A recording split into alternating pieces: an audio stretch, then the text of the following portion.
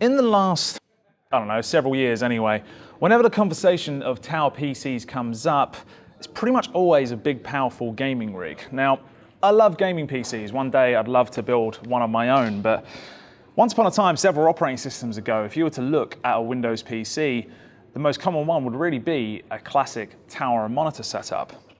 The question is though, with modern advances, what do these towers look like in 2020? And if you're on a mid-range budget, are they even worth it? I mean, we literally in the last video just talked about all-in-ones. So does that negate the need for a tower? No surprises, that's exactly what we're looking at.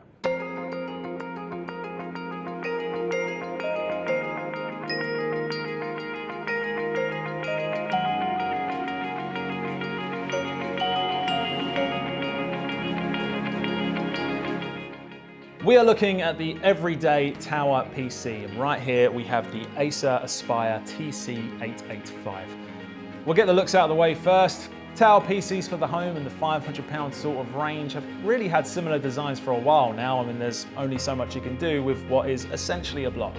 Though I do like the details that they've put on this, mostly on the power button up here, sitting in this triangle, running all the way down in this detailing, right down to the little Spire logo right at the bottom. It's quite elegant, really, I find. Acer described it as classically styled, which is very true to say.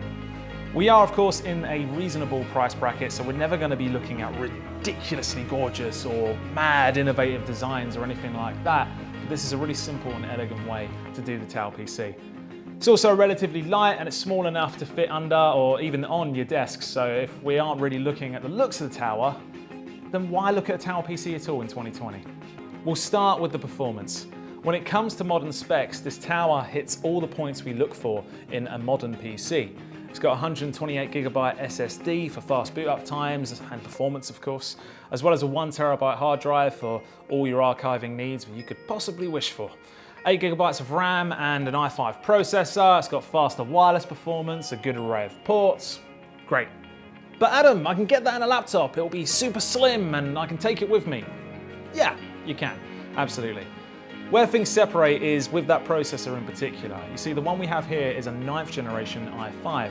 Now, I won't go too deep into how Intel's generations work because it can get very confusing very quickly.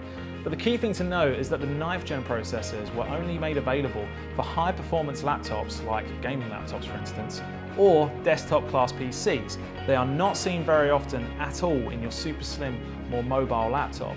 So if you're more of a home desk worker, you'll get more guaranteed performance from something like this, be it running large spreadsheets or having 20 browser tabs open with various birthday present ideas. Pretty standard stuff for the home, but I can rest assured that this will run it smoothly, now and in the next few years, whatever may come.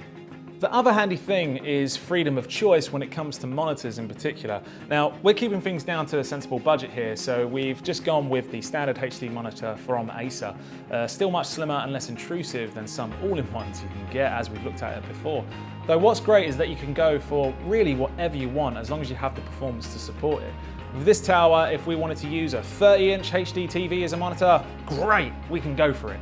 So really, it's no surprise in that we saw a bump in sales for tower PCs when Windows 7 hit end of support earlier this year.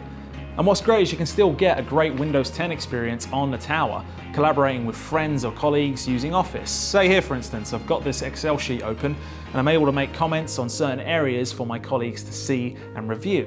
Once I've made that comment, they will get an email to say that there is a comment to review, and it will take them to the exact place where that comment was made in the spreadsheet.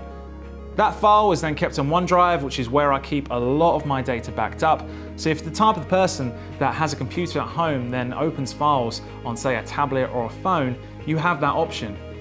We've also got here the personal vault in OneDrive, which if you have the app on Android or iOS, you can store personal documents like driving licenses or passports and have access to it anywhere.